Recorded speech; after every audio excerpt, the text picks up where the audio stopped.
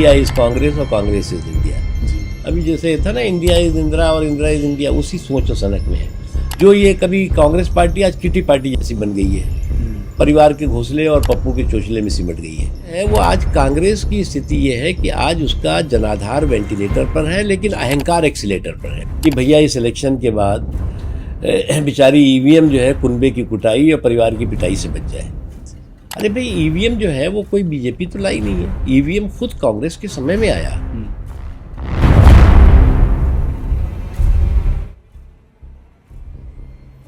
सबसे पुरानी पार्टी के दुराने नेता हैं वो लोग, जो है वो अभी भी जो है वो इसी सोच और सनक में है कि वो इंडिया इज कांग्रेस और कांग्रेस इज इंडिया। अभी जैसे था ना, इंडिया इज इंदिरा और इंदिरा इज इंडिया, उसी सोच और सनक में है। आज भी वो ज़मीन की उस हकीकत को स्वीकार नहीं कर पा रहे हैं कि आज ज़मीन में कितना बड़ा बदलाव और परिवर्तन आया है। जो ये कभी कांग्रेस पार्टी आज किटी पार्टी जैसी बन गई है, परिवार के घोंसले और पप्पू के चोचले में सिमट गई है। तो उसका नतीजा ये हो रहा है कि आज इनको इसी में ये डूबे हुए हैं कि हम जो है वो अब लीडर ऑफ द अपोजिशन बन गए, इसी अहंकार में डूबे हुए हैं। तो जब तक जो है वो आज कांग्रेस की स्थिति ये है कि आज उसका जनाधार वेंटिलेटर पर है, लेकिन अहंकार एक्सीलेटर पर है। वो अहंकार जब तक इनको नीचे नहीं जाएगा, तब तक ये जो जनता इन्हें जनादेश दे रही है उसे स्वीकार करना पड़ेगा। लेकिन सर, ये जब भी नतीजे आते हैं तो हमेशा से ईवीएम पर सवाल खड़ा किया जाता है, तो और ये मांग की जाती है कि बैलेट पेपर्स होनी चाहिए, ईवीएम में कुछ ना कुछ गड़बड़ है। देखिए, मैं तो हर इलेक्शन के बाद एक ही दुआ करता हूँ ईश्वर से, खुदा से, भगवान से, गॉड से, कि भैया इस इलेक्शन के बाद बेचारी ईवीएम जो है कुनबे की कुटाई और परिवार की पिटाई से बच जाए। लेकिन जो है वो अब क्या करें, जनता का जनादेश है। ऐसा जनादेश होता है कि ये कुनबा जो है पूरा जो है वो इकट्ठा होकर के ईवीएम की कुटाई और पिटाई में लग जाती है।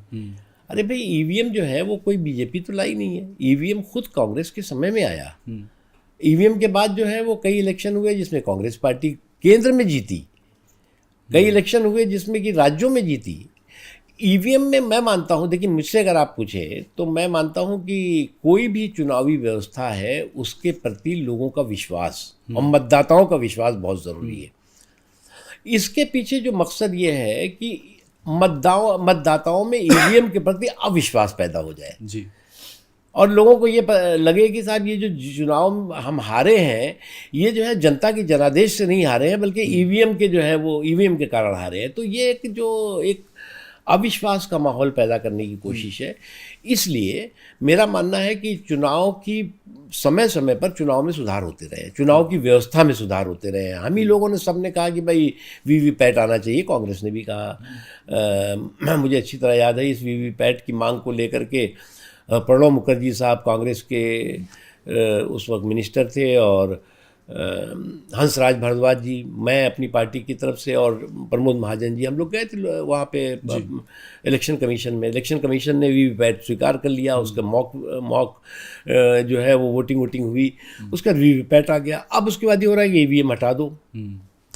मुझे क्या लग रहा है कि इसके बारे में जो है वो एक बार व्यापक चर्चा हो जाए। पार्लियामेंट में मेरे समय में एक चर्चा हुई, उसमें कोई खुदा पहाड़ निकली चुया कुछ नहीं निकल पाया था। इसलिए जो है वो चर्चा, हम इस पक्ष में है कि चर्चा होनी चाहिए, हो जाए चर्चा एक बार।